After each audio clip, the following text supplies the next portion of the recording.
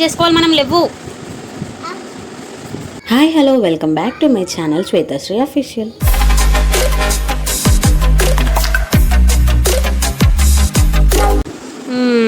Mental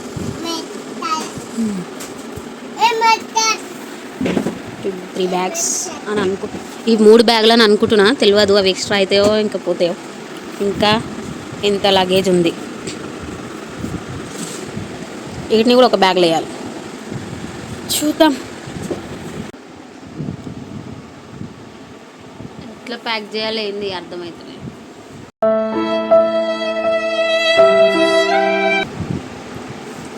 time 12:30 12:40 అవుతుంది. ఇంకా ఇవన్నీ ఈడనే ఉన్నాయి.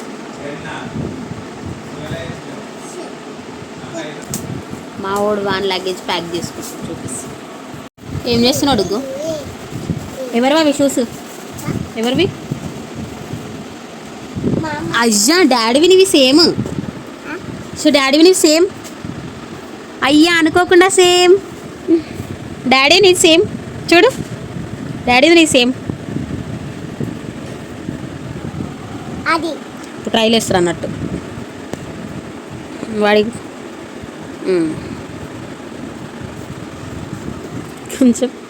కొంచెం లూజ్ ఉన్నాయి. వేసుకో. ప్యాకింగ్ స్టోరీ అంతా మాకెందుకమ్మా అని అనుకుంటున్నారా? అదే అండి, మా ఛానల్ని మీరు కనుక సబ్స్క్రైబ్ చేసుకున్నట్టయితే మన బ్యాగ్ ప్యాకింగ్ ఎందుకో మీకు అందరికీ తెలిసే ఉంటుంది. సబ్స్క్రైబ్ చేసుకొని వాళ్ళు ఎవరైనా ఉంటే ప్లీజ్ మా ఛానల్ని సబ్స్క్రైబ్ చేసుకోండి. అదేనండి, మా బావ పెళ్ళి ఆల్రెడీ నేను షార్ట్స్లో పోస్ట్ చేశాను. మా బావ పెళ్ళి హడావుడి గురించి ఫుల్ వ్లాగ్ చేయబోతున్నాను ఇప్పుడు అనమాట. మన వీడియో వచ్చేసి మా బావ హల్దీ అనమాట. హల్దీ డైరెక్ట్ చూపించడం ఎందుకు అనేసి మా తిప్పలు కూడా మీకు చూపించాలనుకుంటున్నాను. హీరో అయ్యో ఓవర్ యాక్షనా?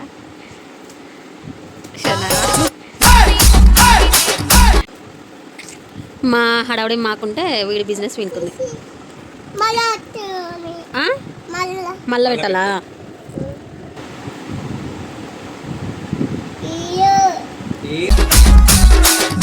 ఇలా అయితే పెళ్ళికి 10 days లీవ్ తీసుకున్నాం అనమాట. ఎందుకంటే చాలా మధ్యలో కొన్ని మంచి రోజులు లేవని గ్యాప్ వచ్చింది. చాలా అన్ని ఈవెంట్స్కి మధ్యలో 1 day గ్యాప్ వచ్చినుండే. సో మేము రాఖీకి అయితే మా విలేజ్కి వెళ్ళలేదన్నమాట, మా తమ్ముడికి రాఖీ కట్టడానికి. మనకి 9th రోజు రాఖీ, 11th రోజు హల్దీ ఉండే అనమాట. 10th day డ్యూటీ చేసుకొని నేను 11th మార్నింగ్ మా ఇంటికి వెళ్ళి రాఖీ కట్టి మళ్ళీ ఈవినింగ్ టైం వరకు ఇక్కడ హల్దీకి వచ్చేసినాం అనమాట.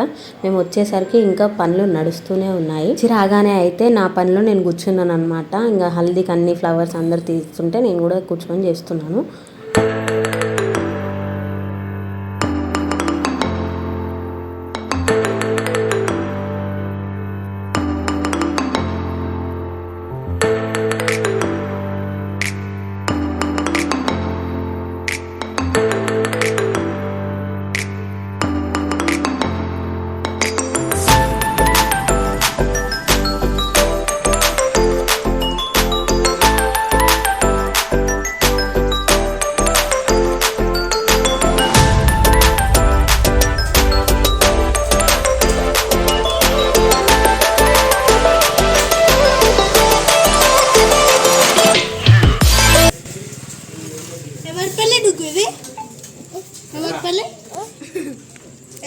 ఎవరి పెళ్ళి డుగ్గు చెప్పు. ఈ పెళ్ళి ఎవరిది? పెద్దదాడిదా బాబాయిదా? పెద్దదాడిదా బాబాయిదా చెప్పు. పెద్దదాడిదా చెప్పు. పెద్దదాడి అని అయ్యా కొంటుండే.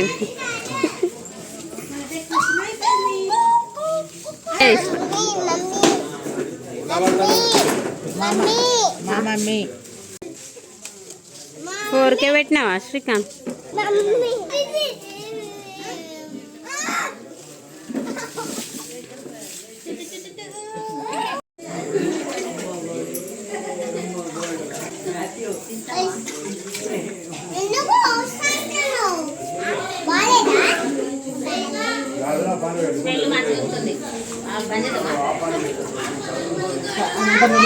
డెకరేషన్ ఎప్పుడో మధ్యాహ్నం 2-3కి స్టార్ట్ చేస్తే మాకు 7-8 అయిందనమాట కంప్లీట్ అయ్యేసరికి. తెలంగాణ సైడ్ అయితే పెళ్లి గాజులు అనేది చాలా ఇంపార్టెంట్ అనమాట. పిల్లల్లో అయితే ఇంటింటికి ఒక్కరినిద్దరినైనా పిలిపించి గాజులు అయితే పెట్టిస్తారు. పెళ్లి గాజులు అంతా విలువకపోయినా తప్పు తీస్తారనమాట. అంటే గాజుల కోసం అని కాదు, అదొక వాళ్ళకి ఇచ్చే ఇంపార్టెన్స్ అనమాట.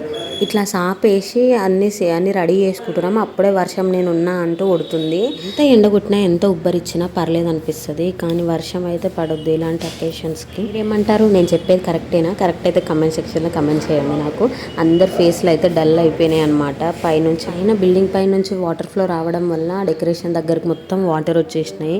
అక్కడికి వెళ్ళొద్దని మొత్తం ఉసుకేసేసినారు దాని చుట్టూ. ఘోరమైన వర్షానికి అసలు ఇంతగానం పెట్టి చేసుకుంటున్నాము, ఎంజాయ్ చేస్తామా లేదా అని ఒక డౌట్ అయితే ఉండే అందరికీ.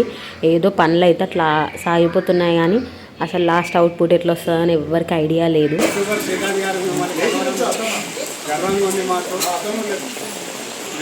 చాలా బాగుంటాయి.